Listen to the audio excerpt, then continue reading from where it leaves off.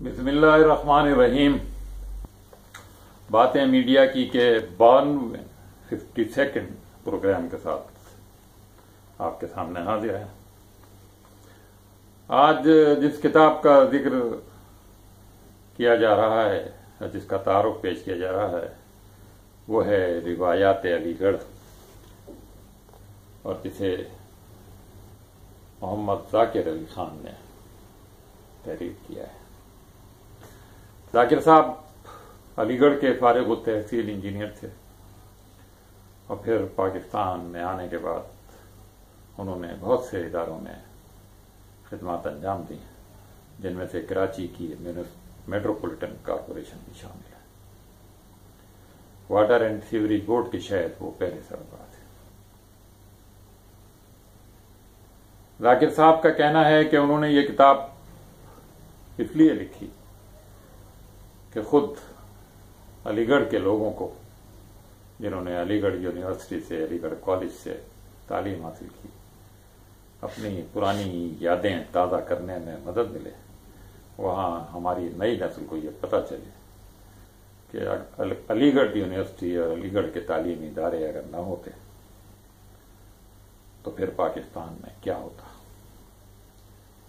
یہ وہ ادارے تھے جنہوں نے تعلیم یافتہ، پڑھے لکھے، تجربے کار لوگوں کی ایسی کھیپ تیار کی، جنہوں نے پاکستان بننے کے بعد پاکستان میں مختلف خدمات انجام دیں، مختلف ذمہ داریوں کو نبھایا، اور پورے ملک میں، چاہے وہ بلوچستان ہو، چاہے صوبہ سرحد ہو، چاہے پنجاب ہو اور سندھ، ان سب شہروں میں، ان سب علاقوں میں، ان سب صوبوں میں علی گڑھ کے لوگوں نے پاکستان کی ترقی میں ابتدائی دور میں بہت اہم کردار ادا کیا۔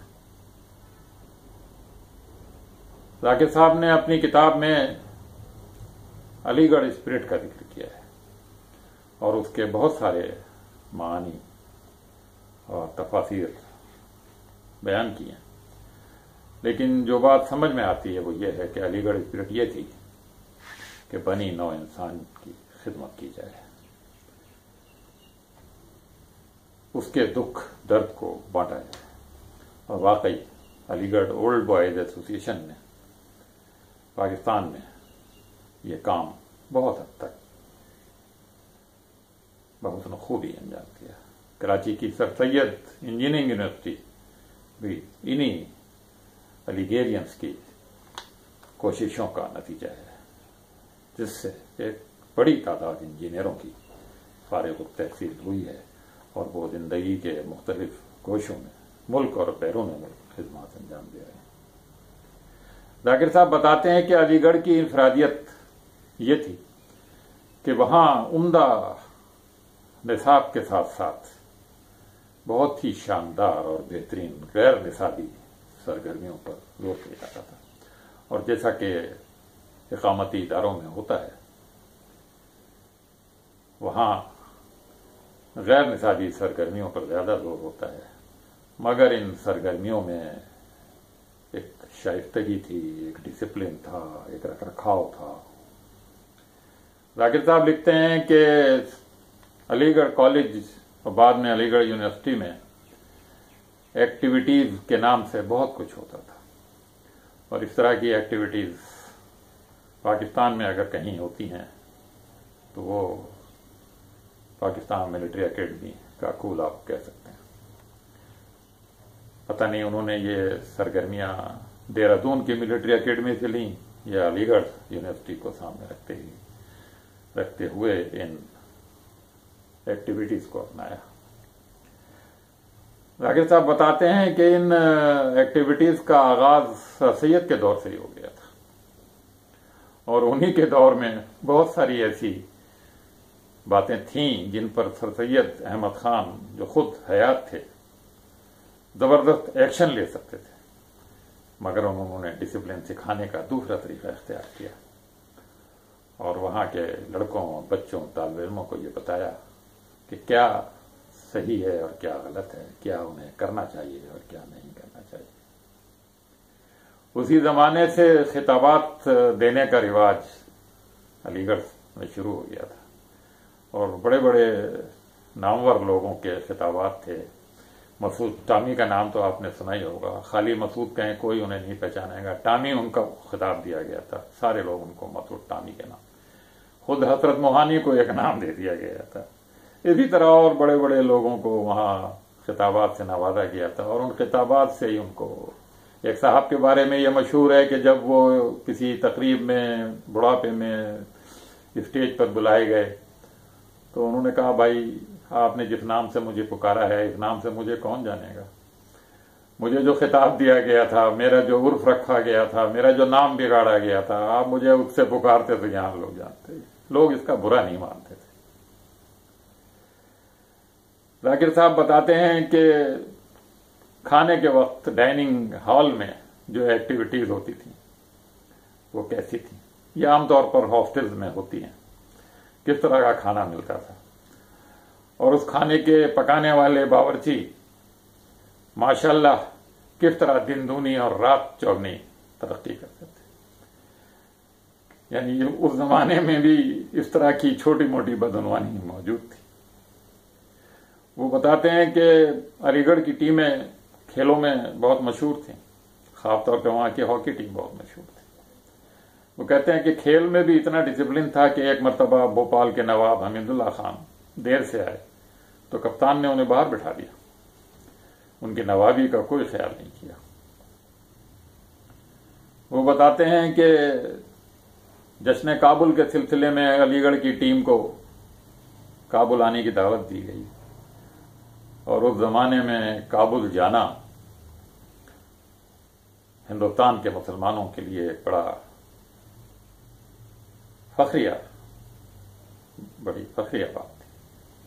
وہ سمجھتے تھے کہ افغانستان ایک مسلمان آزاد مسلمان ملک ہے اور ہندوستان تو انگریزوں کے غلام ہے.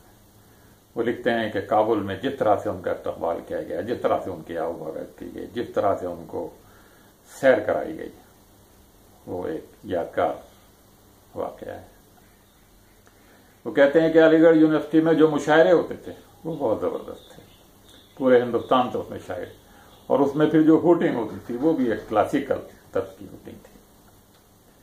وہ کہتے ہیں کہ سارے بچوں کو، سارے طلباء کو مسجد میں حاضر ہونا ضروری تھا. نماز کی پابندی کرائی جاتی تھی، اور ایک رجسٹر ہوتا تھا جس میں باقاعدہ ان کے نام درج ہوتے تھے.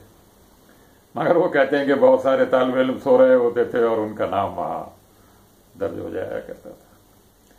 وہ کہتے ہیں کہ علی گڑھ کی ایکٹیویٹیز میں یہ بھی تھی کہ جب جون جولائی میں موسلادھار بارشیں ہوا کرتی تھیں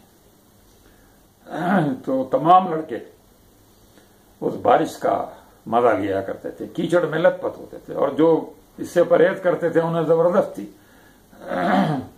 اس کیچڑ میں لت پت کر دیا جاتا تھا. ایک اور بات وہ یہ بتاتے ہیں کہ علی گڑھ یونیورسٹی کے طلباء کے لیے جو یونیفارم مقرر تھا وہ بڑا یکتا تھا. کالی شیروانی، سفید پجامے، اور ان پہ لازم تھا طلباء پر کہ وہ باہر جائیں یا یونیورسٹی کے اندر تدریس کے اوقات میں یہ یونیفارم ضرور ہے. اس یونیفارم میں یہ لڑکے جب ریلوے اسٹیشن پر گھومنے کے لیے جایا کرتے تھے یا بازار تو یہ شہزادے لگا کرتے تھے. آپ خود سوچ لیں، کالی شیروانیاں، سفید پجامے اور کم عمر لڑکے.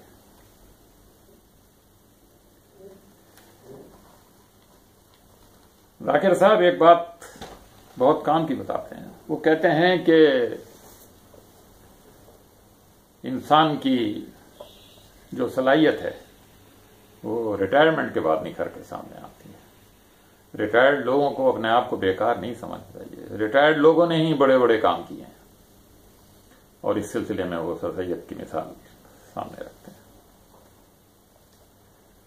ذاکر صاحب نے اس کتاب میں علی گڑھ کے بہت سارے واقعات اور دلچسپ چیزیں بیان کی ہیں جن کا سب کا اس پروگرام میں احاطہ نہیں کیا جا سکتا.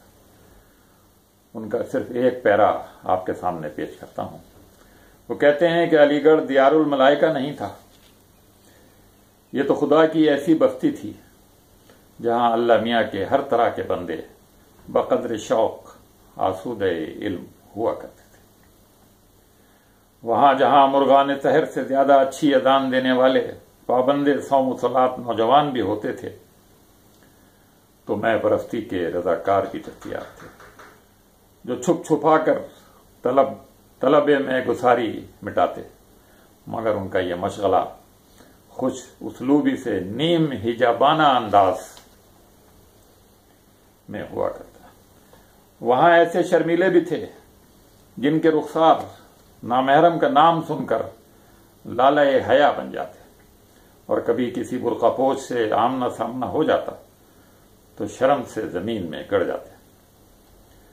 وہاں ایسے بامدیدہ پائل کی جھنکار چنیدہ بھی تھے جو یونیورسٹی کی تمام پابندیوں کے باوجود اپنے پسندیدہ ٹھکانوں تک رسائی حاصل کر لیتے۔